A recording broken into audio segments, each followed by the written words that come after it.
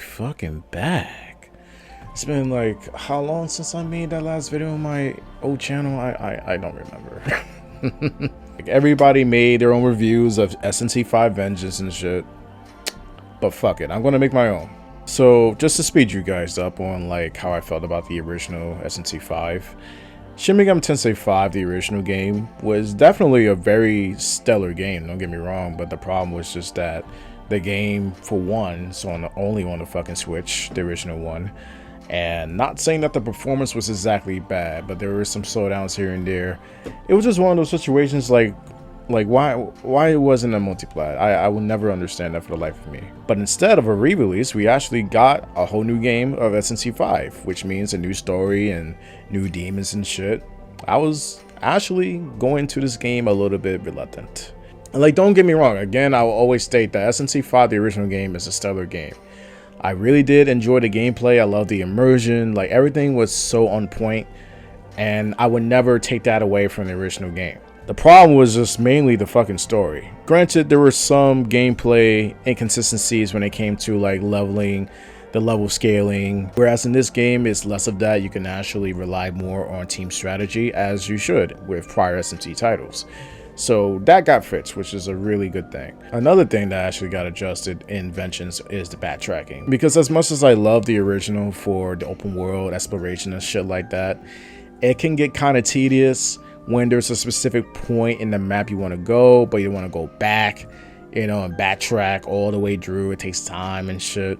Now you can actually go on these Magatsuhi rails, which acts as shortcuts, which is pretty fucking awesome actually. And you can actually save at any point in the exploration as well, which is really good. So outside of the gameplay adjustments, what exactly did the story this time around do to improve or adjust with the original story? Well, just about almost everything actually. It's almost as if the original developers just knew that the original story, which is very flawed and needed a lot of work and development, and they actually had the opportunity to do that with Vengeance. Now granted, I'll be real with you, like the story is not perfect by any means. I still deem SNT 4, SNT Strange Journey, and even SNT Nocturne as stronger stories over Vengeance.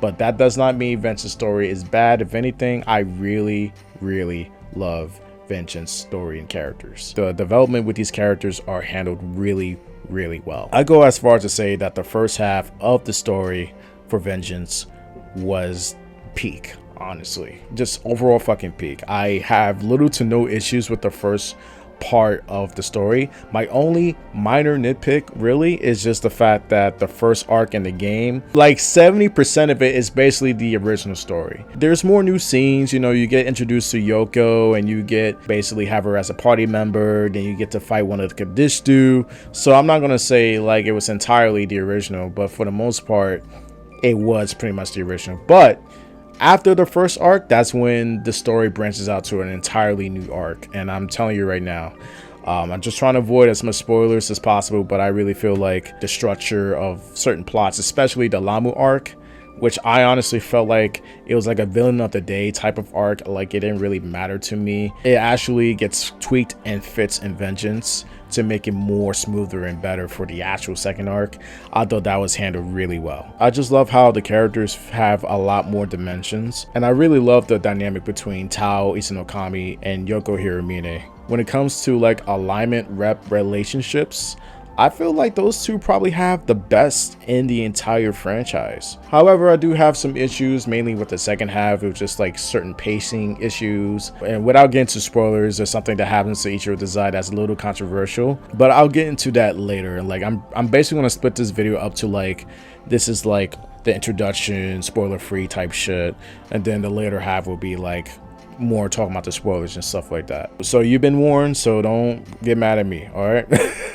I know some people are gonna be like, well, do I need to play the original? Well, number one, you don't really need to have to play the original, considering that they're both completely different stories. You can actually select if you want to do the canon of creation, which is the original plot line from the original game, or you want to do the canon of Vengeance, which is obviously the new route and the new storyline of the game. Yeah, so this is literally the definitive version of SNC 5. 60 FPS plus, more demons, better balancing, better story, far better story, let's be real.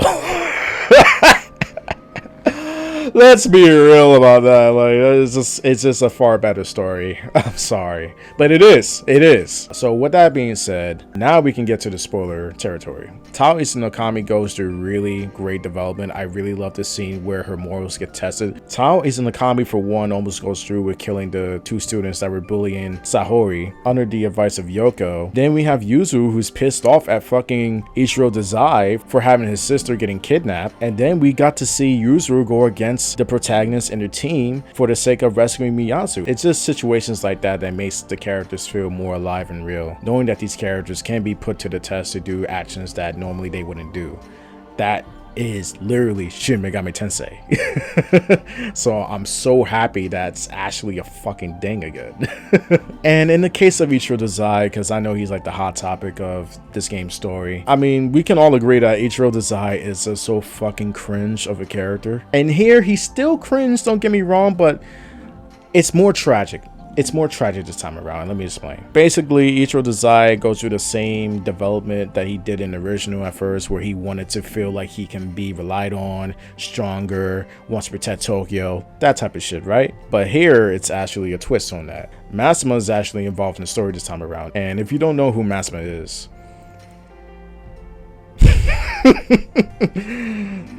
y'all motherfuckers never played Strange Journey or SNC4, bro. That's all I'm gonna say. That's all I'm gonna say. TLDR on Masuma. He's a law angel, but let's just say this law angel don't mind getting his fucking feet wet and dirty. He's that type of motherfucker, yep, that blurs the lines between law and chaos. So a motherfucker like him being involved in a plot and he does shit to Ichiro Dazai can only mean really questionable things, and that is what led to Ichiro Dazai's transformation. Masuma influenced him with his powers to have Ichiro Dazai to be who he is now. And honestly, it works. I think it works better than just having Ichiro Dazai just listening to the voice of Lucifer and just be like,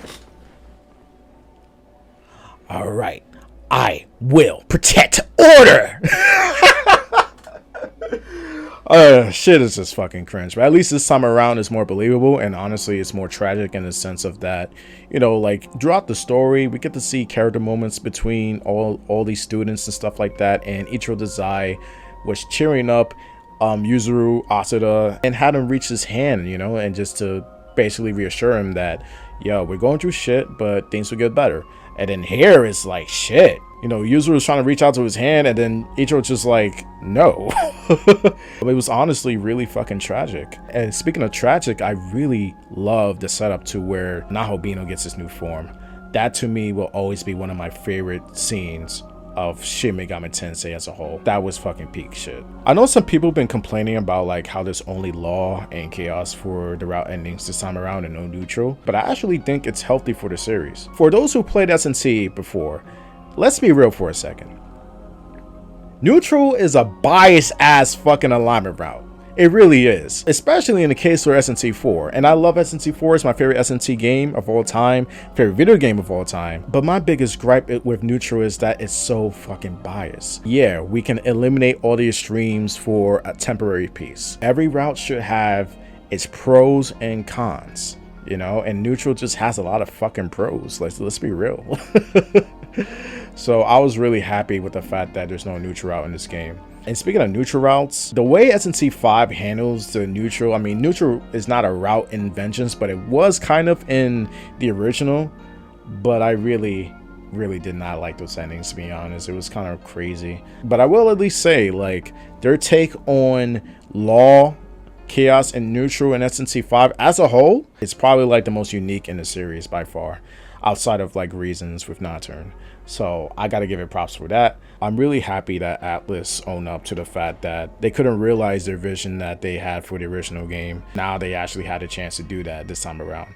I am so happy for ATLUS. I am so happy as an SNT fan or Megaten fan as a whole. I'm ecstatic.